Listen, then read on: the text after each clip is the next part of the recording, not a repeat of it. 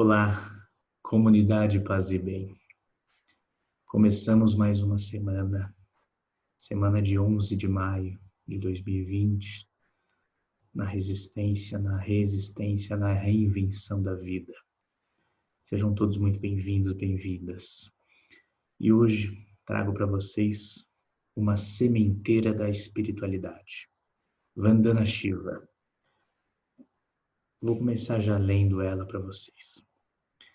Quando você trabalha e age espiritualmente, não há maior poder que você. O poder das corporações é insignificante, pois é apenas uma força bruta. O poder de um ditador não é nada. A espiritualidade nos dá força para fazer transformações necessárias em direção à sustentabilidade da vida. Poderoso, não é?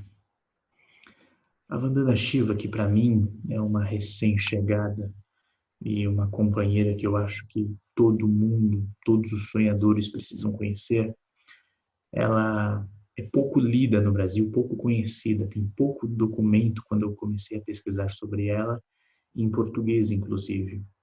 Mas uma das grandes ativistas da virada do século até hoje, na transformação do mundo e num grito anti-globalização. Não é um grito antiglobalista, a gente vai saber por quê.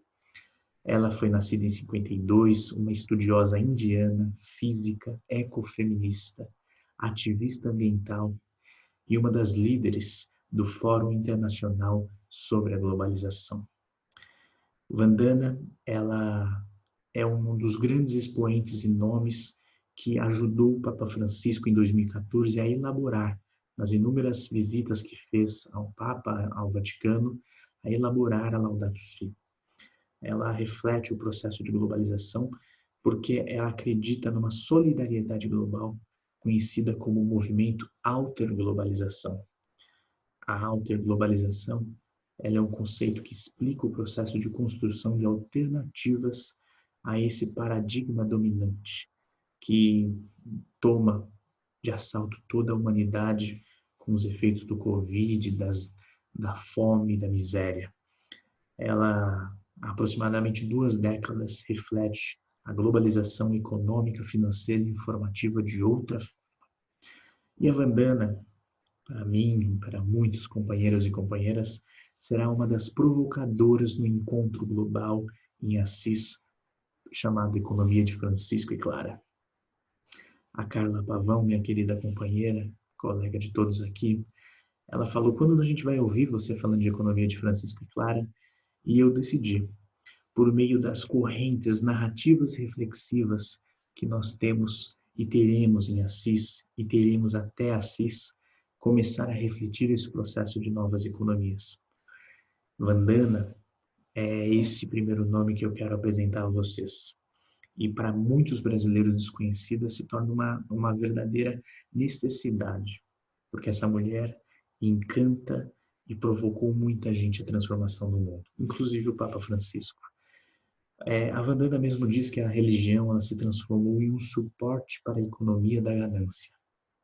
Um absurdo, porque o capital financeiro, nos últimos 40 anos, ele transformou a economia numa concentração de riqueza de um grupo globalizado que interfere em todos os países com suas finanças e com a criação de um Estado cada vez mais endividado.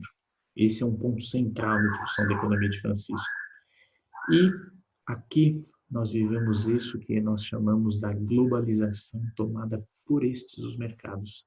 Não é a ideia de uma globalização tomada como uma grande aldeia global, onde a gente partilha. Não.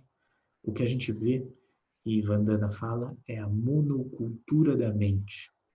O que eu digo aqui é a monocultura da mente é a produção de uma mentalidade única, da dominação global de uma só cultura. Vandana nos diz que há florestas ricas em diversidades, produção, e nos foi dito que são improdutivas isso. Foram convertidas para eucaliptos, para a indústria de celulose, pinheiros que alimentam a indústria madeireira. é um exemplo, a medida provisória de 910 da grilagem de terras que o governo a todo custo tenta fazer e que só busca o interesse de libertar os grandes madeireiras, as grandes corporações para alastrarem a nossa Amazônia. Na monocultura da mente, como nos diz Vandana Shiva, você extermina a diversidade e torna tudo dependente ao seu poder. Literalmente, isso é a raiz da ditadura sobre a terra, instrumento de poder e de consumo e de controle. A Vandana, ela já esteve em alguns momentos no Vaticano com o Papa Francisco, e um dos mais recentes foi no terceiro Encontro Mundial dos Movimentos Populares, em 2016, em Roma, onde ela pediu para parar todas as formas daquilo que chama land grabbing, que é a apropriação de terras, grilagem, que produz pessoas sem terras no mundo, sem tetos, refugiados e violência. Quando a gente começa a falar de economia, portanto, e a Vandana é uma dessas, o Papa Francisco é outro e tantas outras pessoas, a gente está falando sobre a vida das pessoas e não da concentração de um mercado financeiro. A gente se preocupa primeiro, quando reflete a economia, da vida do planeta. E a Terra, que é a nossa causa comum, ela deve voltar para as mãos daqueles que cuidam dela, de acordo com as instruções dadas pela própria Terra, como ensinam as culturas indígenas. A Vandana também fez uma proposta que tem tudo a ver com esse nosso mês de maio que inauguramos. Proteger a biodiversidade. Foi isso que ela falou aos movimentos populares. É um dever espiritual. Inventar sementes. O capitalismo global inventou sementes que não existiam antes. E é a violência contra a integridade da criação que fomenta injustiça e leva até mesmo à morte, como também nos disse o Papa. Lembremos que 300 mil agricultores indianos se suicidaram por estarem endividados para comprar sementes geneticamente modificadas que não podem se reproduzir. Isso é importante para nós que vamos viver agora em 22 de maio, Dia da Biodiversidade pela ONU. Com uma imensa diversidade é um grande desafio. Alimentar com diversidade o planeta, mantida pelos agricultores por milênios, sendo que estes são ameaçados por empresas globais. Ir além, esse é o convite, ir além de uma economia baseada em fontes fósseis, que criou tantos desastres, envenenando a agricultura e alimentando e provocando o aquecimento global e as mudanças climáticas. Portanto, o que Vandana quer nos propor é parar o envenenamento dos alimentos, que é uma violação de direitos humanos e dos direitos dessa terra. A crise dos refugiados está ligada à destruição do solo, por exemplo. É o caso da Síria, do Boko Haram, na Nigéria. O capitalismo, ele separou o homem da vida, nos diz Vandana. Separou a natureza, separou deles mesmos, separou da família e da comunidade. As mulheres, no entanto, foram deixadas para cuidar do sustento da vida. Isso é, não era trabalho que elas faziam, não era reconhecido como trabalho que elas faziam. E elas se tornaram, então, experts em carregar água, fazer comida, cuidar do solo, dos bebês. E é por isso que as mulheres, segundo Vandana, trazem essa expertise, enquanto os homens perderam essa capacidade de pensar a vida de uma maneira diferente. Por isso, as mulheres são ponte para um novo mundo. É o que nos diz Vandana e faz todo sentido. Essa sutileza é o que as mulheres foram capazes de nutrir e continuar, e é a hora de distribuírem na sociedade, com as correntes feministas, com as manifestações globais, com as narrativas de transformação da sociedade. Porque a grande questão que Vandana nos deixa nesta manhã de 11 de maio é: o que é necessário para se viver? Agora, nesse cenário de pandemia, o que é necessário para se viver? As mulheres sabem, não para lucrar, nem para comprar, e sim o que é necessário para viver. Assis, esse encontro global, que vai acontecer, não sabemos quando, dado esse cenário tão difícil, apontam novas lideranças globais na discussão de novas economias junto ao Papa, Vandana e a tantos outros. Mas a liderança que nós estamos começando a pensar, ela não será o quanto você pode dominar, propor, e sim o quanto você cuidará do mundo, das pessoas, das três casas que a gente chama: a casa corpo, a casa comunidade e a casa planeta. Os governos políticos gastam muito tempo tentando pensar como podem ouvir. E isso, os setores populares que estão nos governos, né? Como podem ouvir a sociedade. Mas, na verdade, é o quanto podemos, com o quanto temos tempo de cuidar desses que a gente quer ouvir. A ética do cuidado, compaixão e cuidado, é o quanto espaço você pode abrir democraticamente em uma sociedade.